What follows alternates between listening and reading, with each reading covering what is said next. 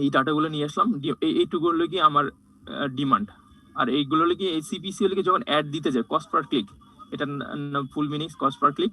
বাংলাদেশে এটা কতগুলো ক্লিক, কত হ্যাঁ ডাটাগুলো কতগুলো ক্লিক হয় সেটা একটা ভ্যালু, প্রতি ক্লিকের জন্য অ্যাড দিতে গেলে কত টাকা খরচ হবে সেটা একটা ডাটা দেখাচ্ছে এখানে সিপিসি কস্ট পার ক্লিক। আর এখানে হচ্ছে লেগে সার্চ ডিফিকাল্টি, এটা লেগে মজবার দেয়, সার্চ করার পরে র্যাঙ্কিং করতে কতটুকু ডিফিকাল্ট হবে সেরকম একটা আইডিয়াও দেয়, নাম মার্কিং করে। যেমন আমরা পরীক্ষাতে নাম্বার 100তে পরীক্ষা হইলে আমাদের 10, 20, 50 এরকম নাম্বার দেয় না, ওরকম আর কি নাম্বার দেয়। এরকম নাম্বার দেওয়ার মতো অনেকগুলো কোম্পানি আছে। প্রথম মোস্ট পপুলার যে কোম্পানি সেটা হলে আমরা ইউজ করি মজ। ম্যাডাম ক্লাসে দেখেছিল এর আগে যে মজবার, এই মজবারের মাধ্যমে আমরা দেখতে পারি যে আসলে এই ওয়েবসাইটের মার্কিং কত ওই গুগলের কাছ থেকে, কিংবা ওই মজবার গুগলের পারফরমেন্সের উপরে বেস করে কত মার্কিং দিছে ওই ওয়েবসাইট জন্য, ওই কিওয়ার্ডের জন্য। সো ওগুলো আমরা দেখবো যখন আমরা একটু ইন ডিটেলসে যাব। সো মজবার হলে কি এখানে ক্রোম একটা এক্সটেনশন, সেটা হলে কি এই হলে কি মজবার। সো এটার মাধ্যমে আসলে এটা যখন আমি ইনেবল করে দিব এখানে, সো আমার এখানে একটা পপ আপ দেখাবে। আমি এটা ইনেবল করে দিই যে এটারে আমার কি যে নীল করে দিতে হবে। নীল করে দিলে এই যে এখানে আমাকে যে দেখেন PAD এরকম ওয়েবসাইটের নিচে ছোট ছোট করে এখানে আমার পেজটা রিলোড দেওয়া হয় না, দেখে এখানে ডাটাগুলো দেখাচ্ছে না। তো মাঝে মধ্যে একটু মজবার একটু ফ্রি টুল, তো একটু মাঝে মধ্যে ডাটা দেখায়, মাঝে মধ্যে ডাটা দেখায় না। এগুলো একটু ব্রাউজার যখন ডাটা দেখাবে না, ব্রাউজার চেঞ্জ করে অন্য ব্রাউজারে গিয়ে কাজ করতে হবে। তো আমাকে যে এখানে আমি দেখতে পাচ্ছি আমার PA লেখা আছে, DA লেখা আছে, ডাটা শো করতেছে না। আমার হয়তো ব্রাউজার চেঞ্জ করলে অন্য ব্রাউজারে গেলে, অথবা একটু আজকে এই আইপিতে কাজ না হলে অন্য আইপিতে চেঞ্জ করে করতে হবে। সো ওগুলো কিভাবে কাজ করতে হয় যখন প্র্যাকটিক্যালি দেখবেন করবেন তখন বুঝে যাবেন আসলে কিভাবে করতে হয়।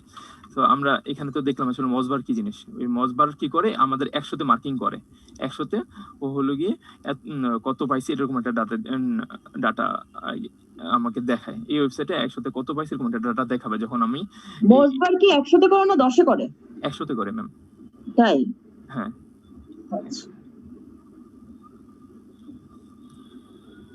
তো ডাটাগুলো রিয়েল টাইম ডাটা দেখাতে পারলে তো সুবিধা হইতো, ডাটাগুলো তো দেখাচ্ছে না এখন। ওই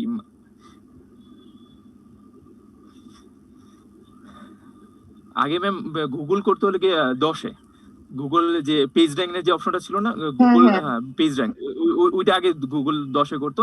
এখন ম্যাম ওই গুগল ওইটা ডাটা আর আপডেট করে না, এই জন্য ওইটার কেউ কাজ ওইটা ইউজ করে না।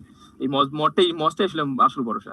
আরেকটা হলে গিয়ে পেড টুলস আছে, হলে গিয়ে পেড টুলস এর মধ্যে আছে হলো গিয়ে এই স্ট্র্যাপ, আর হলো গিয়ে ম্যাজেস্টিক। এই দুটো টুলস সবচেয়ে বেশি ইউজ করে, ওগুলো ব্যাকলিং অ্যানালিসিসের জন্য কাজে লাগে। ওগুলো পেড টুলস টাকা দিয়ে কিনতে হয়।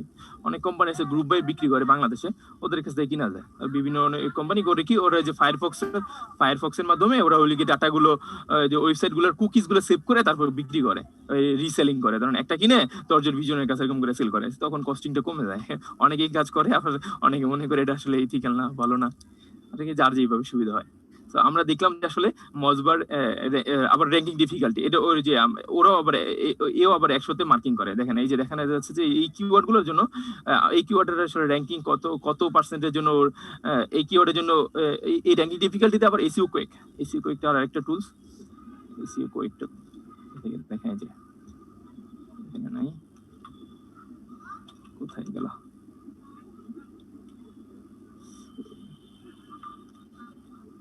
হ্যাঁ এখানেই আছে। এটা আরেকটা টুলস। যখন আমি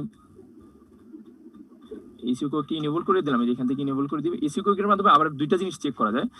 একটা হলে কি আপনার লিঙ্কটা ডু ফলো কিনা, আর লিঙ্কটা নো ফলো কিনা, এটা চেক করা যায়। আর হলে কি এই দুটো আমরা যারা অর্গানিকলি র্যাঙ্কিং করতে চাই এটা কাজে লাগে। এসিও কোডের মূল মালিক হলে গিয়ে সেমরাশ হলে মূল মালিক। ওরা হলে কি এটা বানাইছে, এই যে সেমরাশ, কানেক্ট টু সেমরাশ। এই সেমরাশের মাধ্যমে এটা সেমরাশ কিছু ফ্রিতে ডাটা দেয়, সেই সুবাদে এই এসিও কো দেখায়। যে দেখেন আমি যখন এখানে সেটিংসে আসলাম এসিও কোডকে, আমার যদি কোনো এখানে আমি যদি কোনো একটা লিঙ্কে যাই, আমি উইকিপিডিয়ার একটা লিঙ্কে যাই,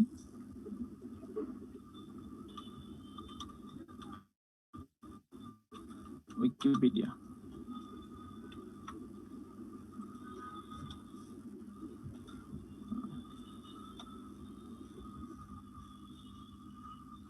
এখানে এসে এখান থেকে আমি হাইলাইট নো ফলো এটা অন করে দিলাম। যখন এটা আমি অন করে দিলাম, দেখেন এই যে লিঙ্কটার উপরে একটা হরিজেন্টাল একটা অ্যারো চলে আসছে, তাই না? এই যে এই লিঙ্কটার উপরে আমি আবার এটা আবার উঠাই দিই, চলে গেছে। সো আমি যখন এটাতে হাইলাইট করে দেবো, সো আমাকে কি করবে, ও আমাকে বলে দিবে যে এই লিঙ্কটা তুমি যেটা ইউজ করা হয়েছে এই লিঙ্কটার নো ফলো, এটা সার্চ ইঞ্জিন ক্রোল করতে পারবে না, আর যেটা ডু ফলো হবে সেটা সার্চ ইঞ্জিন ক্রোল করতে পারবে। সো এগুলো নিয়ে আমরা তো ক্লাসে পড়েছিল ম্যাম। সো দেখা যাচ্ছে যে এগুলা প্র্যাকটিক্যালি আজকে দেখে নিলাম। কারো কোনো এই যে এই পর্যন্ত যে আলোচনা করলাম এগুলো নিয়ে কারো কোনো কোশ্চেন আছে কিনা যে বুঝতে পারি নাই? অলরেডি ম্যাম 15 জনের মতো আছে, 15 জন না তো 12-14 জন। হ্যালো ম্যাম, আমি কি একা একা কথা বলতেছি না কেউ আছে? আমি আছি, আমি খুব আগ্রহ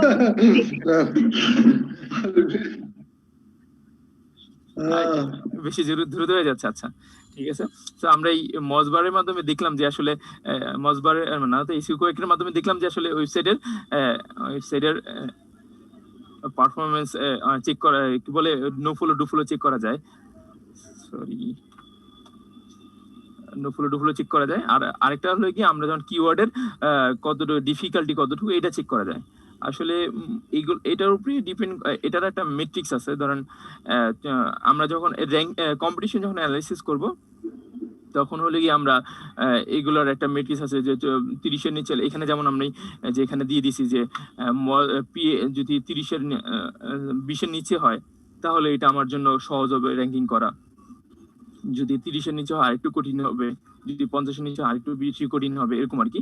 সো এরকমই একইভাবে যে এই যে ডাটাটা দেখাইছে কোথায় গেল, এই যে আমাকে যে কিওয়ার্ড ডিফিকাল্টি যে ডাটাটা দেখাইছে মেবি বিলো 40-এর নিচে যদি হয় তাহলে আমাকে এই কিওয়ার্ডটা দিয়ে র্যাঙ্ক করতে আমার সুবিধা হবে। আরো কিছু ম্যাট্রিক্স ফলো করি, সেই ম্যাট্রিক্স অর্গানিকের ক্ষেত্রে, অ্যাডভার্টাইজমেন্টের ক্ষেত্রে আরো কিছু অ্যাডভার্টাইজমেন্টের জন্য গুগলই যে ডাটাগুলো দেয় ওগুলি আনা। পেইড যে টুল যে কয়টা আছে, কোনটা? এই পেইড টুল কয়েকটা আছে, এই পেইড টুল কয়েকটা হচ্ছে 1 মাসের জন্য কিনে নিলে মানে এত ইনফরমেশন দেয় হ্যাঁ, ওগুলো ভাই মাথা খারাপ করে দেয়। ওই পেড টুলসে আসলে ওই ইউজ করার জন্য আপনি লার্জ স্কেলে কোনো বিজনেস গ্রো করতে যাবেন তখন ওগুলো সো শিখার জন্য আমি এখানে যে কটা দেখাচ্ছি আমার মনে হয় না এর বাইরে যাওয়া লাগবে। সো এই যে এখানে আমি যে ডাটাগুলো মোটামুটি বের হয়েছে এই কিওয়ার্ড র্যাঙ্কিং এর করার সময় পেয়ে যাবেন। তারপর সার্চ ডিফিকাল্টি এটা হলে কি আপনার ইয়াতে দিবে, উবার সার্চ দিবে। আর হলে কি কেজিআর, এইটা একটা মূল important issue, keyword golden issue. এটা দেখেন, এটা দুই ভাবে মেজার করছি। একটা হলে কি বিলো 1, একের যদি নিচে হয়, আর এটা হলে কি কিওয়ার্ড গোল্ডেন ইস্যু যেটা 0.25 সেটা আমি 1 থেকে 2 সপ্তাহের ভিতরে র্যাঙ্ক করে ফেলতে পারবো।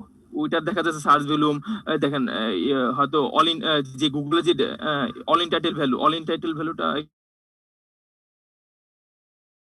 আমি গুগলে যে আমি এখান থেকে যে কিওয়ার্ডটা নিলাম, যে দেখেন এটা মাত্র 3টা অল ইন টাইটেল। আমি হলো কি প্র্যাকটিক্যালি দেখাই,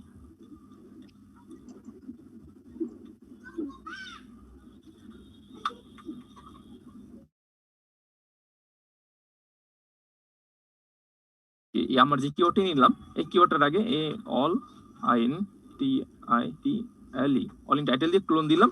ক্লোন দেওয়ার পর ইন্টার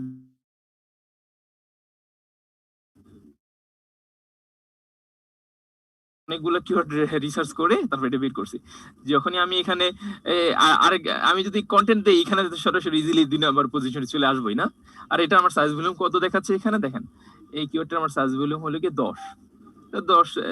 আমি কিওয়ার্ডটা দিলে 10 জন ভিজিটর ইজিলি পেয়ে যাচ্ছি। এবং প্রতি মাসে এটা আমার প্রতি মাসে র্যান্ডমলি আসতেই থাকবে, এই এভারেজ আসতেই থাকবে 10-12 জন মানুষ। সো এরকম মানে যদি কয়েকটা কিওয়ার্ড আবার কিছু আছে এখানে দেখেন, আরো কিছু ভালো মানের কিওয়ার্ড আছে যেগুলো আমি বের করছিলাম খুঁজে খুঁজে। তো এগুলো একটু টাইম কনজিউমিং, একটু লেন্দি কাজ, খুবই বোরিং। সো আমি যখন অল ইন টাইটেলে তো বুঝলাম যে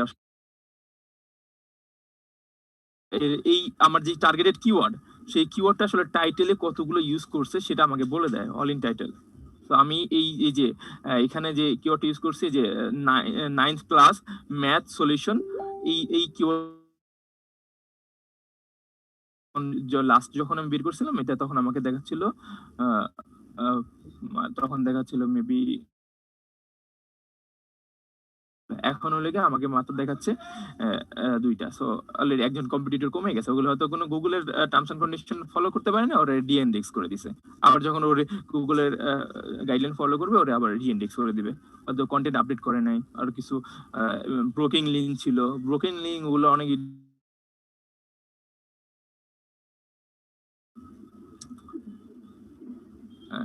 আর হ্যাঁ, এখানে এই যে সিবিসি তো বললাম সার্টিফিকেটলি, আর কি আমার এখানে টার্গেট ছিল কিওয়ার্ড গোল্ডেন রেশিও। হ্যাঁ, অল ইন টাইটেল যখন আমার বের হয়ে যাবে, আমার অল ইন টাইটেল যখন বের হয়ে যাবে, এটা অল ইন টাইটেল বের হওয়ার পরে আমি কিওয়ার্ড গোল্ডেন রেশিওকে কি করব, কিভাবে বের করব, আমার অল ইন টাইটেলকে আমি ভাগ দিব সার্চ ভলিউম দিয়ে। দেখেন এখানে আমি যখন এই যে এখানে এই রোটার উপরে ক্লিক করছি, এখানে দেখেন দেখাচ্ছে যে G3/8, এই যে 8, আর হলো কি C3 কোনটা, C3 হলো কি এই যে 10। যখন আমি অল ইন টাইটেলকে ভাগ দিলাম সার্চ ভলিউম দিয়ে, তখন আমাকে একটা ভ্যালু দিয়েছে। সো আমি অল ইন টাইটেলকে যখন সার্চ ভলিউম দিয়ে ভাগ দিব, তখন আমাকে কিওয়ার্ড গোল্ডেন রেশিও দিয়ে দিবে। এটা একটা ম্যাট্রিক্স, যেটার মাধ্যমে আসলে আপনি কিওয়ার্ডটা নিয়ে কতটুকু পসিবিলিটি আছে র্যাঙ্ক করার, সেটা মনে রাখতে আর কি সুবিধা হবে আপনার জন্য।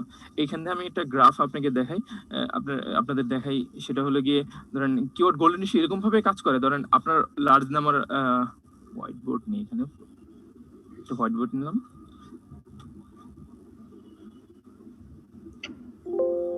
সরি,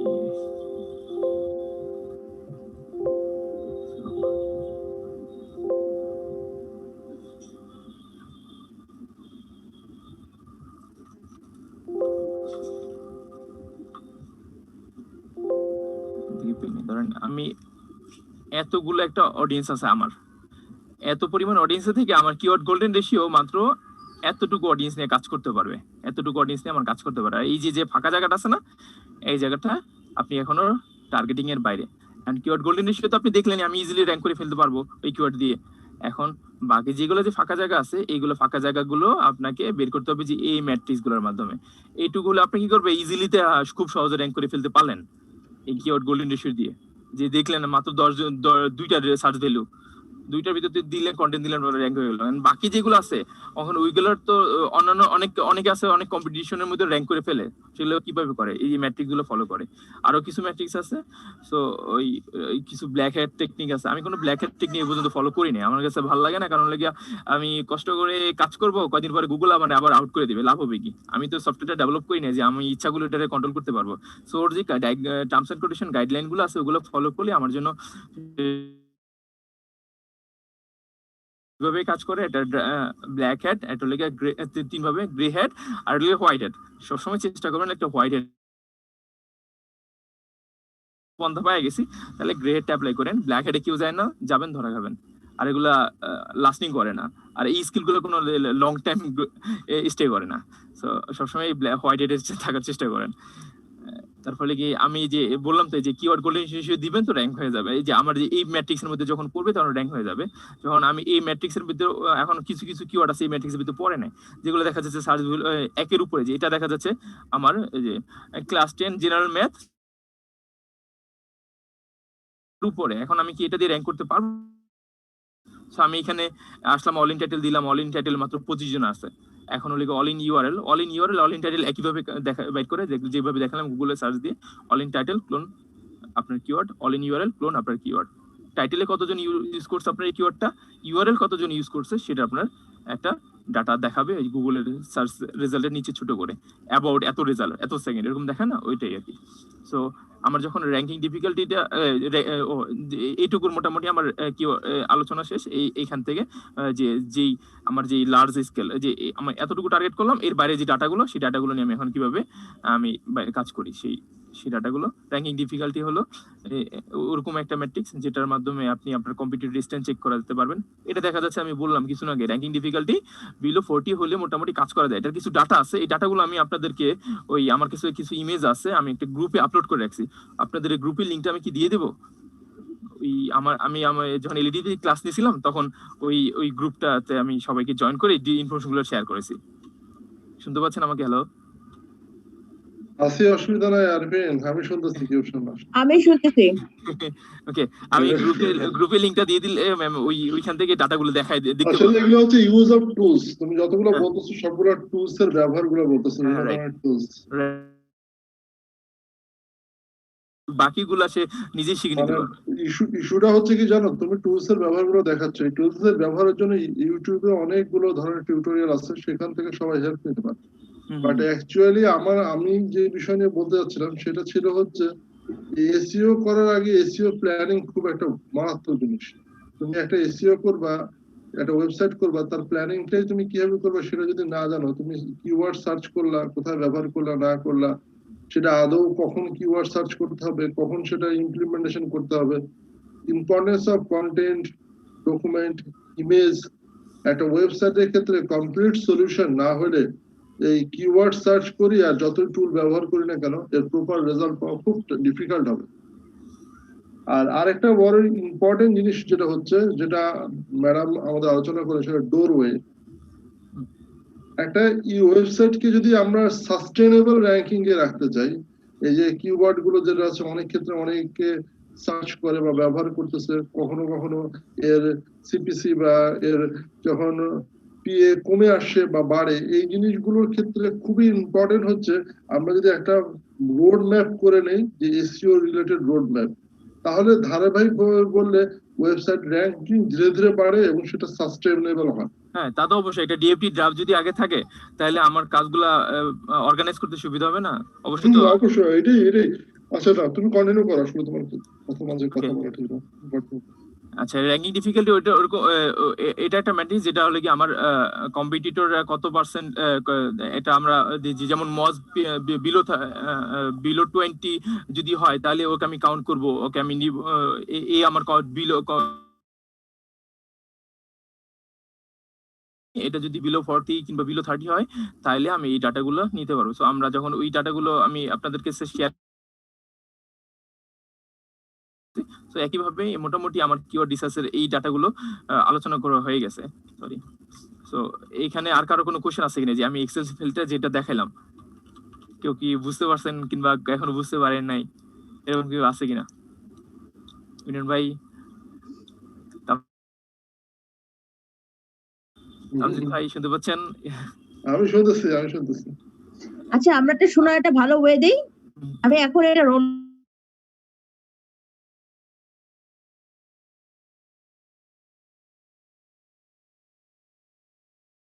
রোল করবেন না, আমি বলতেই থাকবো।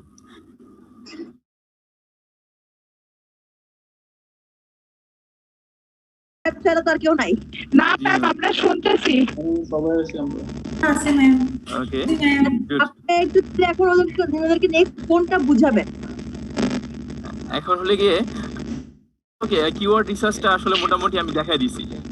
আচ্ছা, আমার মনে হয় কি, আমি জানি না খালেদ সাহেব এগ্রি করবেন কিনা, আপনি টুলসটা সম্পর্কে ডিটেইলস না বলে ফার্স্টে জিনিসটা কি এটাকে একবার বলেন, তারপরে যদি আপনি জাস্ট একটু দেখেন যে এটা দিয়ে আমি আসলে বের করে ফেলতেছি। কারণ আপনি অনেকগুলো টুলসের ব্যাপারে বলতেছেন, সব কিছু থেকে মাথার উপর দিয়ে চলে যাচ্ছে, এতগুলো টুলস একটা। কিন্তু মাথায় জি ম্যাম। আসলে ম্যাডাম, যদি আমরা এসইও এর ক্ষেত্রে বলি, তাহলে এসইও এর ক্ষেত্রে তিনটা জিনিস সবচেয়ে বেশি ইম্পর্টেন্ট। একটা হচ্ছে স্ক্রলিং, আর একটা ইন্ডেক্সিং, আর লাস্টটা হচ্ছে র্যাঙ্কিং। এই তিনটা কিন্তু এসইও এর জীবন। এখন ইন্ডেক্সিং আপনার করতে হবে হচ্ছে এসইও এর মাধ্যমে, তাই না? ইন্ডেক্স বা র্যাঙ্কিং হাই করা যেটাকে বলে, আর ইন্ডেক্স নিজেই করতেছে। ইন্ডেক্স করতেছে আমাকে ম্যাম ওই গুগল ওয়েবমাস্টার টুল যেটা আমি প্রথমে দেখালাম। হ্যাঁ হ্যাঁ, গুগল ওয়েবমাস্টার টুল সাবমিট করলে ইন্ডেক্সিং শুধুমাত্র খালিদ ভাই একটু বলেন এখন। ঠিক আছে, আরিফিন তো এটাতে লাইভ কাজ করতেছে, আরিফিন বলুক অসুবিধা নেই। আচ্ছা, ওই ইন্ডেক্সের জন্য এখানে দেখা যাচ্ছে যে আমার গুগল ওয়েব, আমি যখন গুগল সার্চ কনসোল কিনবা, এটার পুরানো নাম অনেক আগে বলা হয়তো গুগল ওয়েবমাস্টার নামে। সো এটা যখন আবার নতুন করে ডেকোরেট করেছে, ইন্টারফেসটা অনেক অন্যরকম ছিল। এটা নতুন ইন্টারফেস এবং নতুন নাম দিয়েছে এটা সার্চ কনসোল। তো এই সার্চ কনসোলে যখন আপনি আপনার এখানে গিয়ে দেখেন, আমি এখানে অ্যারোতে যে অ্যাড প্রপার্টিতে গেলে অ্যাড করলে আপনি এগুলো যখন আমি অ্যাড করতে যাবেন আপনি ওয়েবসাইটে ইউআরএল দিবেন, নেক্সট যাবেন, নেক্সটে যাওয়ার পরবর্তীতে ও আপনাকে একটা HTML ট্যাগ দিবে। HTML ট্যাগ দিলেই হলো কি আপনার আচ্ছা, আস্তে আরিফিন, আস্তে ইন্ডেক্সিংটা আমার মনে হয় কিভাবে করতে হয় সেটা সবাই, গুগলের সাথে সাথে গুগল অ্যানালিটিক্স আছে, সেখানে ইন্ডেক্সিং করতে হয়, বিং এ ইন্ডেক্সিং করতে হয়, মাইক্রোসফটে যেখানে আছে সেখানেও ইন্ডেক্সিং করতে হয়। অ্যাকচুয়ালি কিন্তু সে ওয়েবসাইটের কোডের সাথে সাথে আমাদেরকে ইন্ডেক্স করার জন্য বিভিন্ন প্ল্যাটফর্মের কোডগুলো অ্যাড করতে হয়, না হলে মানে বিভিন্ন সার্চ ইঞ্জিনকে নিজের ওয়েবসাইটটাকে পরিচিত করা, নিজে থেকে জানানো যে আমি একটা ওয়েবসাইট করছি, এই হচ্ছে আমার ওয়েবসাইট, তাকে নিজে থেকে জানানো। This is called indexing. আমরা একটু একটু করে আসি, আমি তোমাকে করে একটু থামাই দিচ্ছি। এটা একটা বড় বিষয়। আর যে কোনো ইন্ডেক্সিং করার পর তারপরে যে টার্গেটটা থাকে সেটা হচ্ছে র্যাঙ্কিং। দ্যাট মিনস হচ্ছে যখন সার্চ করা হবে, ইন্ডেক্সিং আমার কমপ্লিট হলো, সার্চ যখন করা শুরু হবে যে কেউ, তখন র্যাঙ্কিং এর ক্ষেত্রে আমার যেগুলো লাগবে সেটা হচ্ছে রিসার্চ এন্ড এসইও।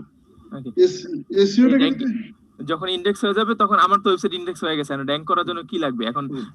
আমার কম্পিটিটরদেরকে দেখতে হবে ওরা কেন র‍্যাঙ্ক করছে আর আমি কেন র‍্যাঙ্ক করি নাই, তাই না? না, র্যাঙ্কিং এ আমাদেরকে টার্গেট হচ্ছে সেটাকে উপরে নিতে হবে। হ্যাঁ, ওটাই ও র‍্যাঙ্কিং করছে, আমি র‍্যাঙ্কিং করি নাই, ওকে কি করলে আমি র‍্যাঙ্কিং করব? এখন এসইওটা যদি আমরা বলি টেকনিক্যাল পার্সপেক্টিভ, এসইওটাকে দুই ভাগে ভাগ করা যাচ্ছে। একটা হচ্ছে অন পেজ এসইও আর একটা হচ্ছে off page SEO. On page এসইওটা কি জিনিস আমরা সবাই শুনেছি, এটা হচ্ছে আসলে আমাদের ওয়েবসাইটের ভিতরে যে কন্টেন্ট গুলো আছে সেটাকে সার্চ ইঞ্জিনের মতো করে সাজানো। আর অফ পেজ এসইওটা কি? অফ পেজ এসইও হচ্ছে এটার একটা প্রচারণা বা বিভিন্ন জায়গায় এই এসইওটার আমাদের ইন্ট্রোডাকশন করাটাই হচ্ছে অফ পেজ এসইও। আমি খুব সহজে বলতেছি যাতে করে সবাই বুঝতে পারে। এগুলো তো ম্যাম আমাদের প্রথম দিকে ক্লাসে পড়াইছিল। আরে বাবারে, ম্যাডাম পড়াচ্ছিল দেখে আমি তারপরেও যে আমরা সহজ ভাষায় বুঝবে না, উনি যেভাবে বলতেছেন ঠিকই আছে, খালেদ ভাই যেভাবে বলতেছেন ঠিকই আছে। ওকে, খালেদ ভাই প্লিজ কন্টিনিউ। আপনি বলেন। আসলে আমি একটু ম্যামের সাথে কথা বলতে চাচ্ছিলাম। হ্যাঁ বলুন। আসলে চলে যাইতে হবে, কাজ আছে। সো আচ্ছা, তাহলে আপনার অ্যাটেন্ডেন্সটা, আচ্ছা মাঝখানে কি আমরা অ্যাটেন্ডেন্সটা নিয়ে নিব? প্লিজ ম্যাডাম নিয়ে নেন। ম্যাডাম নেন, অ্যাটেন্ডেন্সটা নিয়ে নেন। কারণ অনেকে যারা অ্যাটেন্ডেন্সের জন্য বসে আছেন তারা তারপরে চলে যেতে পারবেন, কারণ আমার মতন কয়েকজন আছে যারা খুব আগ্রহ নিয়ে কথা শুনতেছি, তারা বাকিরা থাকেন। ম্যাডাম আসি। আসলে আরিফিন ভাই তো মানে ঘোড়ার মতো দৌড়াচ্ছে, খুব বেশি দ্রুত হয়ে যাচ্ছে। ম্যাম আমি কি স্ক্রিন শেয়ার অফ করব এই অ্যাটেন্ডেন্স দেওয়ার জন্য? না সমস্যা নাই। 301 প্রেজেন্ট ম্যাম। 2 3 আরিফিন ভাইটা বোঝাই যায় না। তামজিদ হোসেন আছেন? উনি আছেন, ওনার মাইকে সমস্যা। আচ্ছা 4 নেই। 5 কি আছেন? নাসিফ হোসেন নেই। Yes ma'am. 6 7 yes ma'am. 8 present ma'am. 9 yes ma'am. 10 নেই। 11 ইয়েস ম্যাম। 12 নেই। 13 নেই। 14 yes ma'am. 15 present ma'am. 16 yes ma'am. 17 18 19 20 21 yes ma'am. 22 yes ma'am. 23 24 yes ma'am. 24 আছে, ওকে। 25 26 27 আচ্ছা এটা হচ্ছে কি আব্দুল আজিজ? নাই। Class Okay. করে না ম্যাম। আব্দুল আজিজ কি আছে? ম্যাম উনি ক্লাস করে না। হ্যাঁ উনি তো ক্লাস করেন, সেটা একটু বললাম। ঠিক আছে, আপনি এখন কন্টিনিউ করেন আরিফিন সাহেব। Okay ma'am. খালিদ ভাই আপনি কি জানি বলতেছিলেন, আপনার বলা শেষ হলে আমি বলি। খালেদ সাহেব করেন, বলেন। জি। আমি যে জায়গায় ছিলাম সেটা হচ্ছে যে টেকনিক্যালি এসইওটাকে দুই ভাগে ভাগ করা, যেটা হচ্ছে একটা হচ্ছে অন পেজ এসইও আর একটা হচ্ছে অফ পেজ এসইও। এখন আমি যদি দেখি অন পেজ এসইও কে আমরা একটা অ্যাপ্লিকেশন ডেভেলপ করলাম এবং তার বিভিন্ন ধরনের কিওয়ার্ড, যেটা বিভিন্ন টুল আছে সেগুলো ব্যবহার করে আমাদের ওয়েবসাইটের কন্টেন্ট গুলোকে সার্চ ইঞ্জিনের মতো করে সাজালাম। আর আরেকটু আর এর বাইরে যে জিনিসটা হচ্ছে সেটা আমরা ম্যাডাম আমাদেরকে এর আগেও বলেছে, আরেকটা হচ্ছে অফ পেজ এসইও, যেটা হচ্ছে যে বাহিরে বিভিন্ন ভাবে এই এসইওটাকে লিঙ্ক করা। এর মধ্যে যেরকম হচ্ছে ব্লু লিঙ্কস বলে একটা কথা রয়েছে, ব্ল্যাক হেডস বলে রয়েছে, ক্রলিং বলে রয়েছে, ডিএনডিসি আছে, তারপর হচ্ছে বিজনেস অ্যানালিটিক্স গুলো আছে, ইমেজের কনসোলিং আছে, তারপর রয়েছে লোকাল প্যাক গুলো আছে, কোয়ারি আছে। এগুলো কিন্তু সব বিভিন্ন পদ্ধতি, এই যেগুলো কথাগুলো আমি বললাম, এই পদ্ধতিগুলোর মাধ্যমে অফ পেজ যেগুলো আছে সেইগুলো কিন্তু আমাদের ওয়েবসাইটে ভিজিটর বৃদ্ধি করার জন্য আমাদের কাছে আসে। খালিদ ভাই একটু হ্যাঁ, ইন্টারাপশন করলাম আর কি। Ma'am, Sure. আমার আজকে ওই যে ডাক্তারের অ্যাপয়েন্টমেন্ট আসছে ম্যাম, যাওয়া লাগবে একটু আমার ম্যাম। যান। Thank you. ওকে, খালিদ ভাই শেষ হয়েছে? না না, মানে আমার কথা কি বোঝা যাচ্ছে? হ্যাঁ, তো? হ্যাঁ হ্যাঁ হ্যাঁ, বোঝা যাচ্ছে। মানে আমি যে জিনিসগুলো বলতে যাচ্ছিলাম সেটা হচ্ছে যে যদি প্রপার ওয়েতে আমরা একটা ওয়েবসাইট নিয়ে কাজ না করি, তাহলে কিন্তু আমাদের জিনিসগুলো একটা গোলে বা টার্গেটে পৌঁছাবে না। আর এই গোলে বা টার্গেটে পৌঁছানোর জন্য খুব যে বেশি কিছু করতে হবে তা না, কিন্তু অল্প কিছু আছে যে জিনিসগুলোকে আমাদের করতে হবে।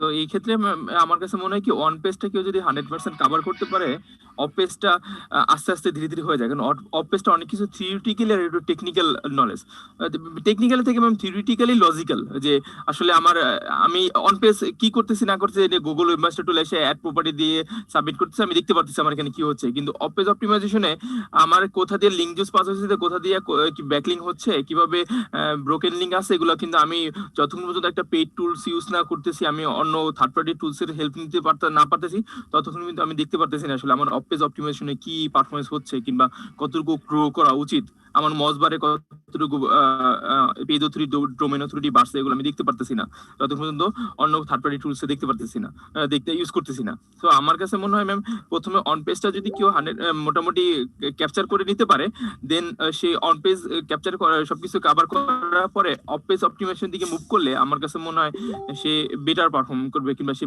ভালো শিখতে পারবে। যেটা অনেকেই ফেস করতেছে। আমি হঠাৎ করে গুগল ওয়েবমাস্টার টুল থেকে আমি কিওয়ার্ড রিসার্চে চলে গেছি, আমার কাছে মনে হয় ওনার হয়তো আমি একটু দ্রুত কথা বলি, ঠিক আছে, কিন্তু ওই ওনার হয়তো ওই টপিকস থেকে আরেক টপিকে মুভ করার কারণে ক্যাপচার করতে পারতেছে না বিষয়গুলো। তো আমার কাছে মনে হয় কি একটা টপিকে থাকি। ঠিক আছে, হ্যাঁ, তাহলে আমি একটু অন পেজ অপটিমাইজেশন নিয়ে আরেকটু বলি তাহলে। আচ্ছা দাঁড়াও, আমিও একটু, আমার ইম্পর্টেন্ট কল আসছে, আমি একটু বাইরে যাব, আমি একটু বলে নিই যে আমি লিভ করি, ম্যাডাম যদি অনুমতি দেন। হ্যাঁ, অবশ্যই অবশ্যই।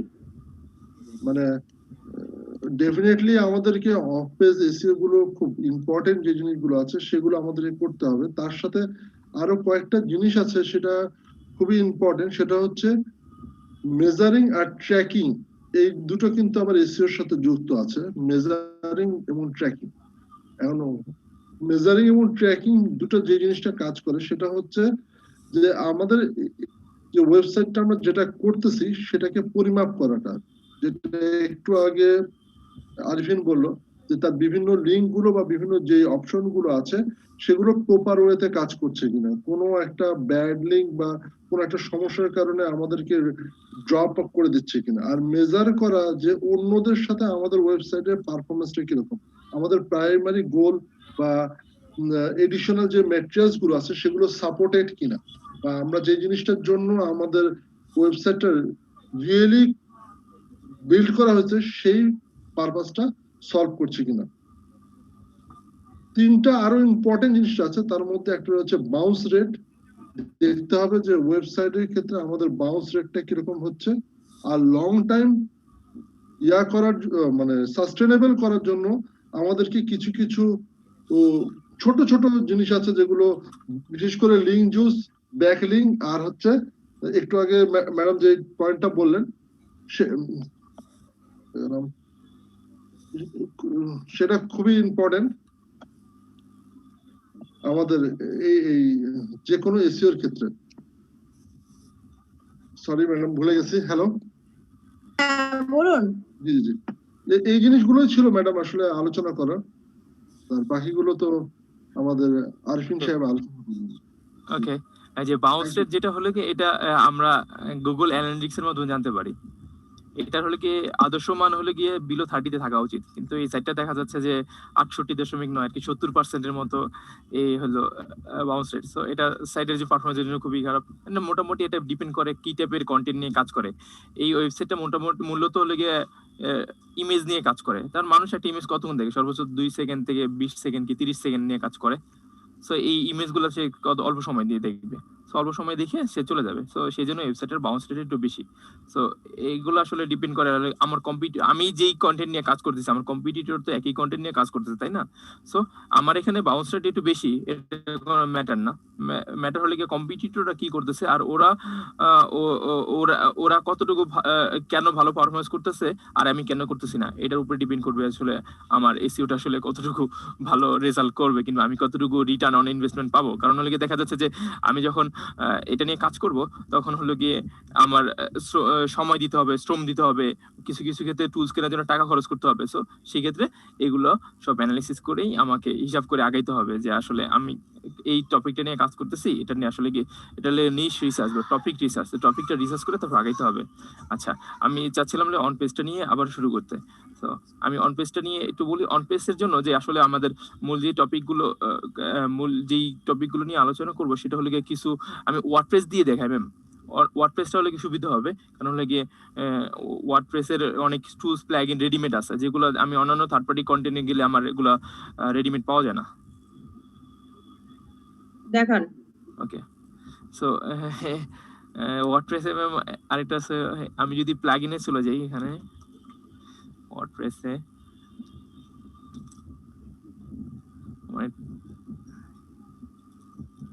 ম্যাম কমতে কমতে তো ম্যাম 8 জন আছে, তাহলে কি ম্যাম আমি কি ছেড়ে দেবো না আরো বলতে থাকলে ম্যাম? আপনি না একটা কাজ করেন, আপনি ডোরওয়ে পেজের ব্যাপারে একটু বলেন। ম্যাম ডোরওয়ে পেজে তো ম্যাম খুব নলেজ সংকীর্ণ আমার। ডোরওয়ে খালিদ সাহেব কি চলে গেছেন? মনে হয় তো ম্যাম। হ্যাঁ, ওনার একটা জরুরি কল আসছিল বলতেছিল। ওকে, তো ম্যাম তাই আমার তো এটার বিষয়ে এত বেশি ডিটেইলস নলেজ নাই। আচ্ছা, আপনি আমাকে একটা জিনিস বলেন তো, আপনার বাউন্স ব্যাক রেটটা দেখাইছেন কোন জায়গা থেকে? বাউন্স রেট ম্যাম এই যে গুগল অ্যানালিটিক্স থেকে দেখাইছি ম্যাম। কোথায় গেল এই গুগল অ্যানালিটিক্স বাউন্স রেট? আচ্ছা, এটা কি আপনার মানে এখানটায় আপনার যে কোনো একটা ওয়েবসাইটের ইউআরএল দিলে সে বাউন্স ব্যাক? এটা হলো কি আপনার গুগল অ্যানালিটিক্সে কি ওয়েবসাইটে সাবমিট করতে হবে। আচ্ছা, সাবমিট করলে আপনার ওই লিখে ওয়েবসাইটে HTML ট্যাগ দেয় অথবা জাভাস্ক্রিপ্ট কোড দেয়, অথবা ছোট কোড দেয় ওয়ার্ডপ্রেসের ড্যাশবোর্ডে। মানে আপনি আপনারটা ছাড়া অন্যটা আসলে দেখতে পাবেন না, রাইট? আমি শুধু আমার ওয়েবসাইটে বাউন্স, আরেকটা টুলস আছে যে সিমিলার ওয়েব। আমি যদি সিমিলার ওয়েবে যাই, এই ধরেন আমি একটা ওয়েবসাইটে যাই, কোন ওয়েবসাইটে সিমিলার ওয়েবের মাধ্যমে দেখতে পারি, সেটা লিখে গুগল, হ্যাঁ গুগলে আসি। দেখেন আমি সিমিলার ওয়েবের মাধ্যমে এই টুলসটা আবার পপুলার সাইট ছাড়া কাজ করে না। যখন আমি এখানে আসলাম, আসার পরে তো আমাকে দেখেন কিছু ডাটা দেখাচ্ছে, এই যে বাউন্স রেট, ও আমাকে গুগলের বাউন্স রেট, গুগল ইমেজের যে বাউন্স রেটটা সেটা আমাকে 28.45 সিমিলার ওয়েবের মাধ্যমে দেখা যায়। কিন্তু গুগল অ্যানালিটিক্স এর থেকে আপনাকে ওই নিজের ওয়েবসাইট আপনি দেখতে পারবেন না। আর অন্যটা স্যার ওইলে কি এই যদি অন্য ওয়েবসাইটে দেখতে চান, সেটা পপুলার ওয়েবসাইট হইলে আপনাকে এই গুগল যে সিমিলার ওয়েবের মাধ্যমে দেখতে পারবেন। এই যে এটা সিমিলার ওয়েব, এটার মাধ্যমে দেখতে পারবেন। আরেকটা হলো আরো পেড টুলস আছে, মানে মনে হয় কিওয়ার্ডস একটা হলো কি স্পাইফু, মনে হয় ওই একটা টুলস, ওগুলো অ্যাডভার্টাইজমেন্টের জন্য, অ্যাডভার্টাইজমেন্ট অ্যানালাইসিসের জন্য ওটা দিয়ে অ্যানালাইসিস করা। আরেকটা হলো কি ACM রাশ, ওইটাতে কিছু ফ্রি ডাটা দেয়। ACM রাশ যে আমরা যেটা একটু আগে দেখলাম হলো কি র্যাঙ্কিং ডিফিকাল্টি চেক করার জন্য যে টুলসটা ইউজ করে যে কোম্পানি ACM রাশ, এই টুলসটার মাধ্যমে দেখা যায় যে আসলে এই যে হ্যাঁ এই কোম্পানি ওরা হলো গিয়ে একটু অনেক বেশি ডাটা দেয়, এর ডাটাগুলো খুবই। আর হলো গিয়ে আরেকটা টুলস আছে হলো গিয়ে Ahref, এটা ওগুলো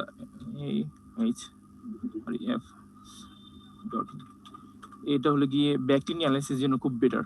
এটা মোটামুটি যে মার্কেটাররা এগুলো বেশি ইউজ করে। এটা হলো কি গ্রুপ বাই এসইও টুলস আছে অনেক বাংলাদেশি কোম্পানি, এগুলো থেকে কমে কিনা যায়, এখান থেকে দেখা যাচ্ছে কস্টিংটা একটু বেশি হয়ে যায়। স্টার্টিং এ $7 মান্থলি, মানে $99, অনেক টাকা, 8,000 টাকা। ওকে ম্যাম, মোটামুটি আর কারো কোনো কোশ্চেন না থাকলে আমি তাহলে ছেড়ে দিই, কারণ অনেকে না, সকল আগ্রহ আমার একারই আছে এবং আমি মানে আগ্রহ নিয়ে এই জিনিসটা শুনতেছিলাম। দেখা যাবে হয়তো পরবর্তীতে আমি আপনাকে ফোন করে আরো সমস্যা নেই, এনি টাইম। কারণ আপনি প্র্যাকটিক্যালি কাজ করেন আর আমি হচ্ছে থিওরিটিক্যালি পড়াই, সো আপনার নলেজ ডেফিনেটলি আমার চেয়ে অনেক বেশি হবে এই ক্ষেত্রে। ম্যাম এগুলো একটু প্র্যাকটিক্যাল কাজ, প্র্যাকটিক্যালি হ্যাঁ। করলে জানা যায়। আরিফিন ভাই আস্তে আস্তে শিখে নিব, ঠিক আছে? একদিনে Okay. এত কিছু মাথার উপর দিয়ে যাচ্ছে। হ্যাঁ হ্যাঁ হ্যাঁ, আস্তে আস্তে শিখলে সুবিধা হবে। আমি তো অনেক অন্যান্য টপিক গুলোতে কিচ্ছু বুঝি না, আগরে বসে থাকি। না আমি এসিওটা বুঝি না, কিন্তু হচ্ছে ওয়েবসাইটে বা একটু একটু কাজ হচ্ছে জানি। নেটওয়ার্কিং আপনি যেভাবে এগুলো তো আমার মানে- দীর্ঘদিনের অভিজ্ঞতার কারণে আমি পারতেছি। আমার মতো এরকম সময় দেন ঠিকই আপনিও পেরে যাবেন। সেটা ঠিক আছে, কিন্তু একদিনে না এত বেশি হচ্ছে মানে অপশন দেখালে মনে আচ্ছা হয় তাহলে না আর কি। পরবর্তী আরো ক্লাস হবে না তখন হয়তো টপিক অনুযায়ী আমি একটু বলে দিলাম, ম্যাডাম বলে দিল। হ্যাঁ ঠিক হ্যাঁ আছে, হ্যাঁ হ্যাঁ ওকে, থ্যাংক ইউ, অনেক কষ্ট করলেন। কোনো সমস্যা নেই ম্যাম, এনি টাইম। হ্যাঁ আচ্ছা ঠিক আছে, okay. আমি আসসালামু রেকর্ডিংটা আলাইকুম। দিয়ে দিব ক্লাসে। হ্যাঁ ওকে ম্যাম, Google Drive। ওকে।